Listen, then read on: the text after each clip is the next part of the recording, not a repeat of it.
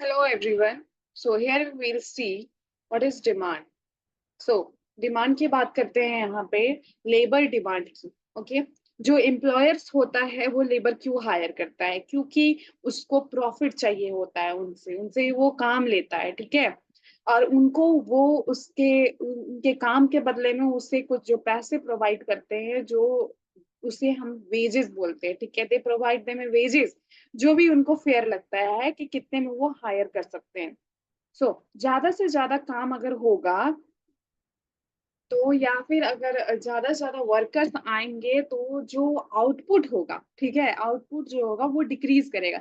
इसको हम लोग बोलते हैं डिमिनिशिंग रिटर्न, ठीक है। जैसे कि कम लोग होगा ना तो बहुत ही फुर्तीले से वो लोग ज्यादा से ज्यादा काम करेंगे, लेकिन अगर ज्यादा से ज्यादा वर्कर अगर हम लोग हायर करते हैं तो काम का जो आउटपुट है वो डिक्रीज करते जाएगा। तो वेजेस जो होता है वो हमेशा इक्वल होता है जो वर्कर्स का कितना वो स्किल होता है। मतलब अगर सेम लेवल का अगर वर्कर्स है तो उनका वेजेस सेम होगा। उनके पास अगर स्किल्स जो है वो इक्वल है तो उन वर्कर्स का वेजेस सेम होगा। Demand for labour is derive from the demand for a good it has to produce. तो जो भी गुड्स प्रोड्यूस किया जाता है इकोनॉमी में वो उससे वो लेबर डिमांड डराइव किया जाता है, ठीक है। जो प्रोड्यूसर्स होते हैं वो लेबर को हायर करते हैं जब कंज्यूमर जो होते हैं वो किसी एक पार्टिकुलर प्रोडक्ट को ज्यादा से ज्यादा कंज्यूम करते हैं, उसका डिमांड ज्यादा बढ़ा देते हैं। फॉर एग्जांपल अगर कोलगेट का डिमांड ज्यादा है, ठीक है, लोग उसको ज्यादा कंज्यूम कर रहे हैं, ज्यादा परचेज कर रहे हैं, तो जो कोलगेट बनाने के लिए जो उसको लेबर चाहिए उसका डिमांड ज्यादा बढ़ेगा। Elasticity of labour demand depends on the elasticity of product demand. तो जितना ज्यादा प्रोडक्ट का डिमांड होगा उतना ज्यादा जो आपका इलास्टिसिटी ऑफ लेबर वो डिपेंड करेगा उस पे। लेबर का डिमांड इनलास्टिक कब होता है? जब वेजेस जो होता है are small part of total cost and elastic when product demand is inelastic. जब आपका जो प्रोडक्ट का डिमांड जो होता है वो इलास्टिक होता है, ठीक है, और जो आपका जो टोटल कॉस्ट होता है वो आपका ऑन एन एवरेज कम होता है। So cheaper substituted existed. So labour demand inelastic कब होता है? जब आपका वेजेस बहुत ही स्मॉल पार्ट में होता है, स्मॉल होता है, छोटा होता है, मतलब कम दिया जाता है, ठीक है, तब आपका लेबर जो होता है वो इनइलास्टिक होगा। टोटल कॉस्ट का स्मॉल पार्ट उसको दिया जाता है। इलास्टिक जब होगा, जब तब इलास्टिक जब प्रोडक्ट डिमांड मतलब जब वेजेस पे डिपेंड कर रहा है तो वो इन इलास्टिक है, लेकिन प्रोडक्ट पे डिपेंड कर रहा है तो वो इलास्टिक होगा। In India higher labour demand occurs with more production. ज्यादा से ज्यादा प्रोडक्शन होगा, ज्यादा से ज्यादा लेबर का डिमांड बढ़ेगी। तो ये इन्फ्लुएंस्ड करता है by the factors technological progress which can reduce labour demand. तो अगर लेबर का डिमांड को एक चीज है जो रिड्यूस कर सकती है वो है टेक्नोलॉजिकल प्रोग्रेस। अगर हम लोग देखें यहाँ पे किस किन किन फैक्टर पे लेबर डिमांड डिपेंड करता है, तो demand of a labour depends on the price of cooperating factors. Machine जो मशीन यूज किया जा रहा है उन लेबर्स के जगह पे, अगर उसका प्राइस बढ़ चुका है तो लोग क्या करेंगे ना, लोग लेबर को ज्यादा से ज्यादा हायर करेंगे क्योंकि मशीन की कॉस्ट ज्यादा हो चुकी है। जो प्रोडक्शन करने वाला है उसको लग रहा है कि अगर वो मशीन से वो प्रोडक्शन करेगा तो उसको ज्यादा से ज्यादा नुकसान होगी, मतलब नुकसान इन द सेंस मशीन की ज्यादा से ज्यादा एक्सपेंस उठाना पड़ेगा। और अगर वो लेबर को हायर करता है तो उसको मिनिमम कॉस्ट लगाना पड़ेगा। जैसे कि इंडिया जहाँ पे मशीन्स की कॉस्ट हाई होती है और लेबर की डिमांड इसी वजह से वो इंक्रीज करता है, ठीक है। टेक्नोलॉजिकल प्रोग्रेस, अगर टेक्नोलॉजी बहुत ज्यादा एडवांस हो रही है जैसे कि automatic looms can reduce the demand for labour. तो ये सारे जो है ना, टेक्नोलॉजिकल बहुत ज्यादा एडवांस होगा तो लेबर का डिमांड कम होगी क्योंकि लोग टेक्नोलॉजी के हेल्प से जो लेबर का काम कर लेंगे। ये machines can replace human worker. Machine जो होगा ना वो ह्यूमन वर्कर को रिप्लेस कर सकता है। इस वजह से जो मैनुअल लेबर होते हैं उनका हमें रिक्वायरमेंट्स कम पड़ेगी।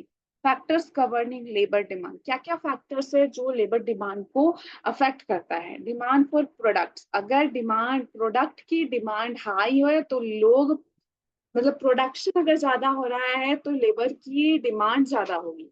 Technological condition, advance technological can decrease labour demand. अगर ज्यादा से ज्यादा एडवांस टेक्नोलॉजी हो रहा है तो उससे भी लेबर की डिमांड डिक्रीज होगी।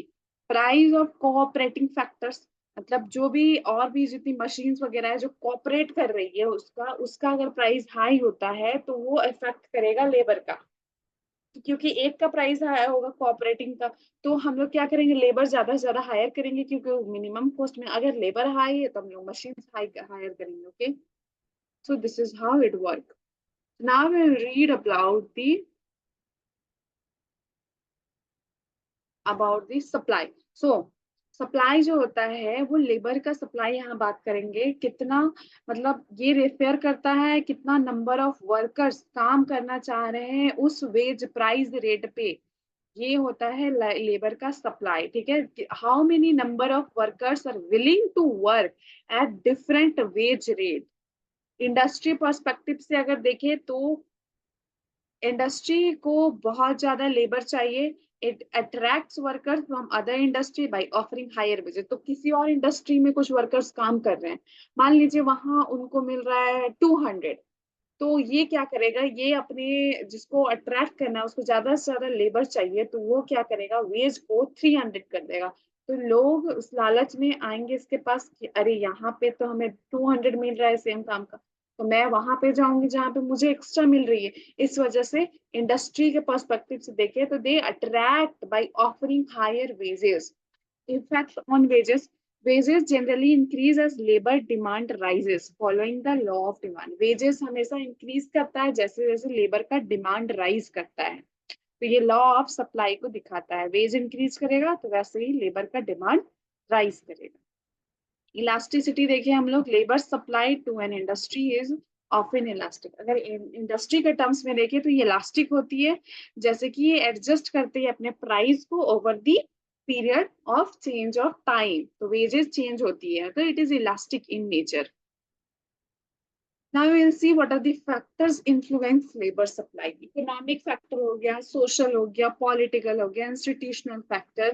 ये सारे वर्कर्स में कितने आपके वर्कर्स अवेलेबल होंगे फॉर द एम्प्लॉयमेंट, ये फैक्टर्स आपका डिटरमाइन करता है। जैसे कि लोगों का क्या एटीट्यूड है वर्क को लेके, एजुकेशनल लेवल कितनी है, पार्ट टाइम जॉब अवेलेबिलिटी है या नहीं है, पॉपुलेशन साइज कितनी है। पॉपुलेशन साइज ज्यादा होगी तो लोग ज्यादा से ज्यादा अवेल होंगे आपके कम कम वेजेस में काम करने के लिए। हेल्थ फैसिलिटीज कैसी है, सैनिटेशन करना, दिस ऑल फैक्टर्स डिफाइन करता है लेबर सप्लाई। अगर हेल्थ सेक्टर अच्छी नहीं है तो आपको लेबर सप्लाई अच्छी नहीं मिलेगी, एजुकेशन अच्छा नहीं तो आपको स्किल्ड लेबर नहीं मिलेगा। Impact of trade units.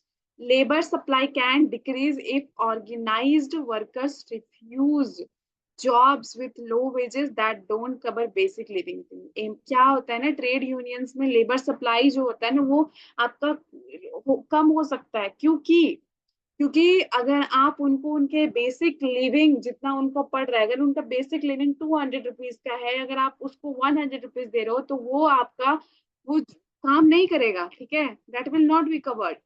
Veg justification, higher wages are typically paid when workers have a higher productivity. कब हम लोग हाई पे करते हैं वेजेस, जब ज्यादा से ज्यादा प्रोडक्टिविटी होता है हमारा, तब। Those with lower productivity can't demand high, जो जिनका प्रोडक्टिविटी लो है तो वो ज्यादा से ज्यादा वेजेस हाई डिमांड नहीं कर सकते हैं। लेबर सप्लाई इलास्टिसिटी देखेंगे। अगर शॉर्ट टर्म की बात करें तो workers have a few option beside working, like avoiding starvation. Labour supply is inelastic, but over time this supply becomes somewhat elastic as worker adjust the wage changes।